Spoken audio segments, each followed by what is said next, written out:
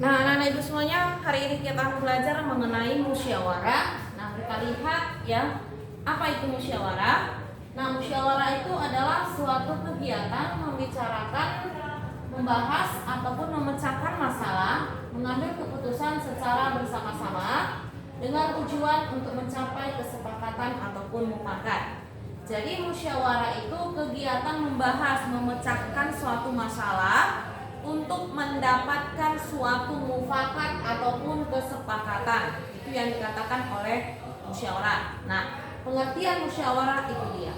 Nah, seperti nanti di buku, di dalam buku tema 3 itu di halaman 16 ya. Buku tema 3 di halaman 16 itu ada pengertian musyawarah bertujuan membahas bersama suatu masalah dengan tujuan ya mencapai keputusan bersama untuk menyelesaikan masalah tersebut. Jadi kalau bermusyawarah berarti ada suatu masalah yang harus diselesaikan ataupun disepakati ya. Nah, jadi tujuan musyawarah ini jelas. Seperti yang tadi di buku tema 3. Mencapai kesepakatan bersama. Bersama artinya seluruh anggota musyawarah. Bukan golongan, bukan satu belah pihak ataupun satu kelompok. Jadi keputusan bersama.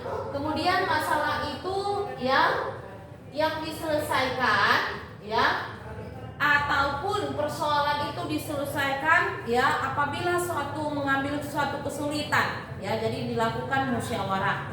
Jadi kalau tidak ada keputusan bersama ya supaya tidak terjadi pertengkaran maka dilakukan dengan cara musyawarah. Nah, kapankah musyawarah itu harus terjadi?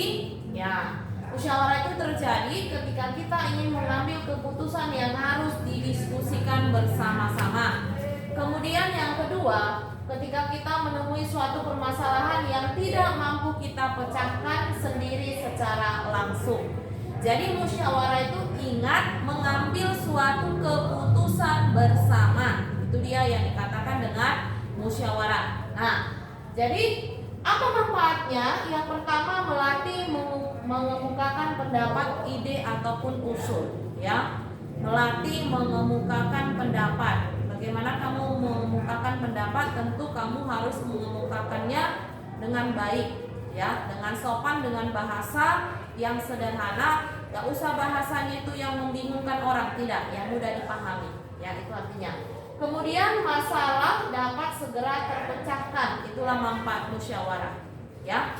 Nah, musyawarah ini ya sesuai dengan Pancasila sila keempat.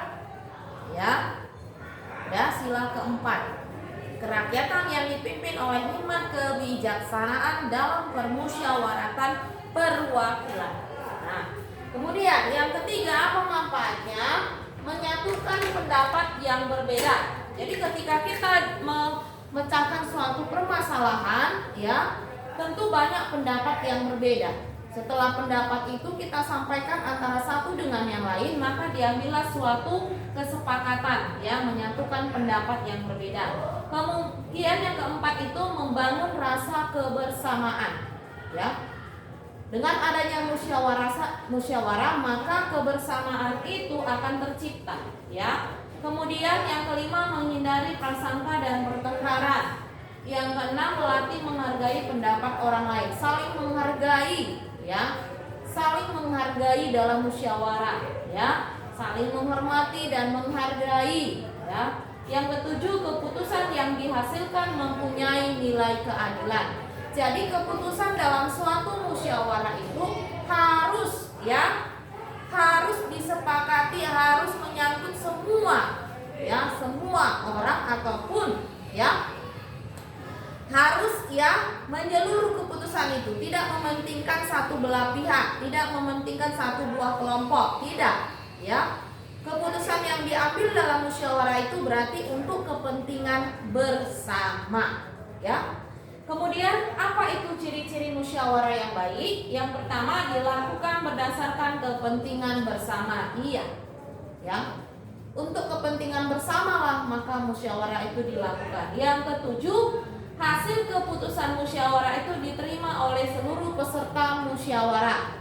Jadi kalau kita sudah ada keputusan sama seperti tadi, ya, mempunyai nilai keadilan. Berarti kalau sudah adil, berarti keputusan musyawarah itu diterima oleh semua peserta dan dijalankan oleh semua peserta musyawarah. Yang ketiga, pendapat yang diusulkan peserta musyawarah mudah dipahami oleh peserta lainnya. Ya, seperti yang Ibu katakan tadi, ketika kita mengemukakan pendapat kita dalam musyawarah, bahasanya itu ya yang mudah dipahami oleh orang banyak. Ya, jangan berbelit-belit, ya, gampang dipahami. Kemudian yang keempat itu mengutamakan kepentingan bersama, jelas. Jadi dalam musyawarah yang diutamakan itu adalah kepentingan bersama. Ya, contohnya apa di sekolah? Pemilihan ketua kelas nantinya. Ya, dimusyawarahkan seluruh anggota kelas tersebut. Misalnya ini kelas 3A, ya. Maka yang bermusyawarah itu adalah kelas 3A, bukan kelas 6. Kenapa? Karena keputusan yang akan diambil itu menyangkut kepentingan kelas tersebut, ya. Kemudian apalagi ketika di desa itu mau membangun jembatan, ya, maka dimusyawarahkan kapankah pelaksanaan itu, bagaimana biayanya, apa yang harus dilakukan, itu harus dimusyawarahkan, ya. Pemilihan ketua kelas. Sedangkan ya ketika kita misalnya di lingkungan masyarakat lain, contohnya ya, selain membangun jembatan, misalnya mau petugas ronda malam, itu kan bergiliran, ya. Jadi dimusyawarahkan, oh siapa, ya, siapa aja petugasnya, hari Senin siapa, hari Selasa, itu dimusyawarahkan. Jadi musyawarah tadi yang manfaatnya apa? Memupuk rasa ya kebersamaan, saling menghargai, itu tadi. Jadi kalau ada suatu keputusan yang menyangkut orang banyak itu jangan diputuskan sendiri.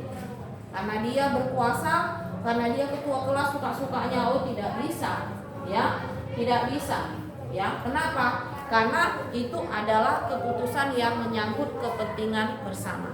Nah, itu dia, sekali lagi, musyawarah itu kegiatan membicarakan, membahas, memecahkan masalah, ya, untuk pengambilan keputusan. Itulah yang dikatakan dengan musyawarah. Oke semuanya, anak ibu sudah paham ya? Itu dia penjelasan ibu mengenai musyawarah. Ya, nanti catatannya kamu catat, nanti akan ibu fotokan. Oke, selamat pagi dan tetap semangat.